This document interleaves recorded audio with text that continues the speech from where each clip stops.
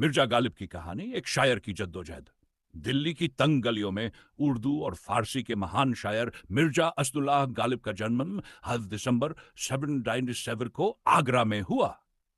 उनका बचपन कठिनाइयों से भरा था। उनके पिता और चाचा का निधन बचपन में ही हो गया, जिससे उनके जीवन में आर्थिक संकट और जिम्मेदारियां जल्द ही आ गईं।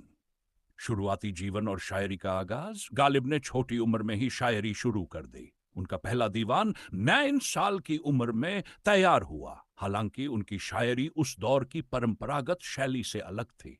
उनकी गजलों में दर्द और जीवन के गहरे दर्शन की झलक मिलती है। गालिब का मानना था कि शायरी का मकसद महज मनोरंजन नहीं, बल्कि इंसान के दिल और दिमाग को झकझोरना है। उन्होंने लिखा, दिले नादां तुझे हुआ क्या है, आखिर इस दर्द की दवा क्या है। मुश्किलें और संघर्ष। गालिब का जीवन कठिनाइयों से भरा था। उनकी शादी कम उम्र में उमराव बेगम से हुई, लेकिन उनका वैवाहिक जीवन कभी सुखमय नहीं रहा। उनकी कोई संतान नहीं बची और उन्हें कई व्यक्तिगत त्रासदियों का सामना करना पड़ा। वह दिल्ली के मुगल दरबार से जुड़े थे और बहादुर शाह जफर के शाही कवि भी रहे। हालांकि अंग्रेजों के शासन में मुगल साम्राज्य के पतन ने गालिब की आर्थिक स्थिति और जीवन को और कठिन बना दिया। दिल्ली में गालिब की अपने वक्त में उतने लोकप्रिय नहीं थे, लेकिन उनकी शायरी में ऐसा जादू था जो समय के साथ और गहराता गया। वह अपनी जिंदगी में कर्ज, शराब और सामाजिक आलोचना से जूझते रहे, लेकिन उन्होंने कभी नहीं कला से समझौता नहीं किया।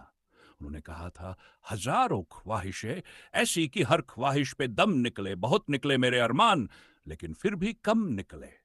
आखिरी दिन और विरासत। ईद क्वाइट 69 में 87 साल की उम्र में गालिब का निधन हो गया। उनका जीवन भले ही संघर्षों से भरा रहा हो, लेकिन उनकी शायरी ने उन्हें अमर बना दिया।